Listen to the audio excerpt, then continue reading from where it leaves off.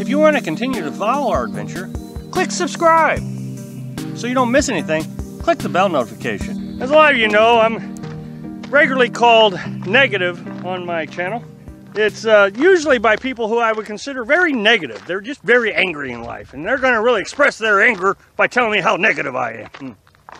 But that does lend to the case, was coming out here worth it?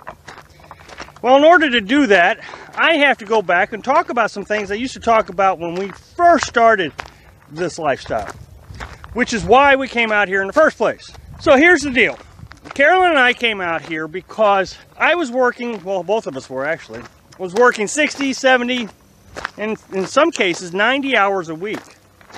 I remember the last Labor Day we worked. Everybody else was off having a good time, and Carolyn and I were the only ones in the building working, setting up a production line so the workers could come in Tuesday morning to start work right out of the gate. It was a well-paid job, it really was. So I couldn't complain that, oh, I need more money. And as a result, we were able to pay off our debt. Great emergency fund. Just yesterday, somebody said, I don't believe that you have tens of thousands of dollars in emergency fund. Why would you come out here to do this? Another one said, oh, your tens of thousands of dollars in emergency fund is a bunch of BS. The reality is yes, we do have tens of thousands of dollars in emergency fund, and I think you absolutely have to have it in order to come out here. I will preach it until the day I die. But we had a good paying job, so we could do it. You know, why would you come out here? Why not live a more comfortable lifestyle? Here's the thing, is when we were living this more comfortable lifestyle, it was killing me.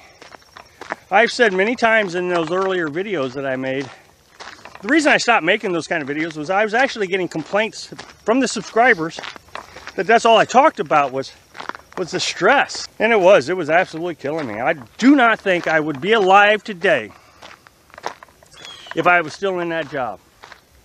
And that was only a year and a half ago. It was terrible. The constant stress. I would get emails in the middle of the night from my boss. Saying we have a customer complaint, what are we going to do to fix it? And so I would have to get up in the middle of the night and respond to this email. Of course, you know you're going to get in trouble the next morning, so you don't sleep well the rest of the night. Or the logistics manager will say at about 3 a.m., send me a text, say, the truck didn't come in, you're going to have to run something else. So I would literally have to reschedule the entire day's production run. And so then I would have to go in early that morning to set up the new production line because the one I had set up, the product didn't come in. This was almost a daily event.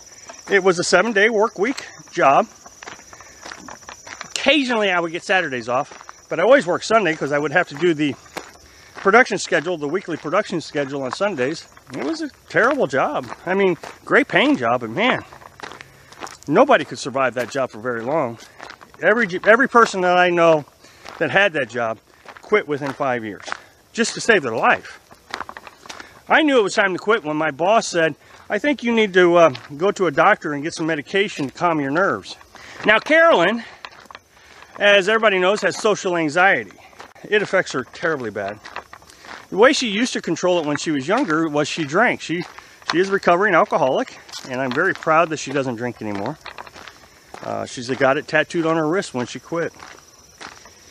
But as a result of that, in order to deal with the anxiety and being around people, she had to go to the doctor, and of course, what did the doctor do? Drugged her up, gave her medication. And so she basically was still a drunk, just with a different type of substance. So she took those for a few years, but she's gotten off of them since we've started this lifestyle. You know, she doesn't have to interact with people as much. As a matter of fact, every day I see her getting a little stronger and a little stronger, being able to deal with situations. And we can contribute this to this lifestyle. So is the lifestyle worth it? Well, that'd be like saying, is the lifestyle and stick and brick worth it? Now that we've been at it for almost 2 years, it's life. It is what it is. It is a lot of work. There are days that we hate it. There are a lot of people that expects me to come onto this channel every day and be cheery and positive and happy and oh, this is just great. Well, I've already told you that's not what this channel's about. The channel's about the realistic lifestyle. I want you to know what you're heading into. The kind of work that you're getting ready to have to deal with. You know, you get plenty of those videos from other YouTubers that tell you how great it is. So I don't need to tell you that. You already got that information. So I'm going to try to be honest with you and say, okay, you know what?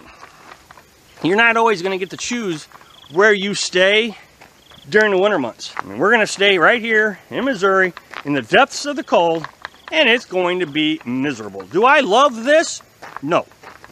I absolutely do not love it. I'd much rather be in Florida right now. So for me to sit here and pretend that, oh, it's going to snow 6 feet this winter, that's great. That's a lie. So I hope you can see through that. And so I'm going to tell you the realistic that I got to get up in the morning, 6 a.m., start the generator, and it's going to be snow on the ground. I'm not saying it has. Last year it snowed on us. Not real bad. You don't put a coat on at 6 in the morning. It's just something you got to deal with. Of course, you don't have to deal with that in a stick and brick, but you have to deal with things in your stick and brick that you don't have to deal with out here also. So for me to sit here and say, is it worth it or not? Well, it saved my life. And I got Carolyn off those medications, and she's getting better. So yeah, it was worth it.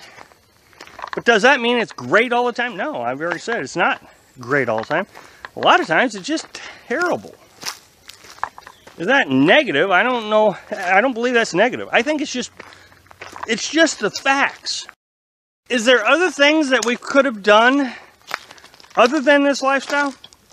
Well, yes, we could have. And we consider them. I actually consider starting a small engine repair shop. In the end, we just still had the headaches that come with that kind of lifestyle. Being a self-employed business owner, having to deal with customer complaints, and still Carolyn having to deal with, you know, society and not being able to recover from that. So yeah, there was other things that we considered. Thanks for watching. Quick like if you liked the video, and happy travels.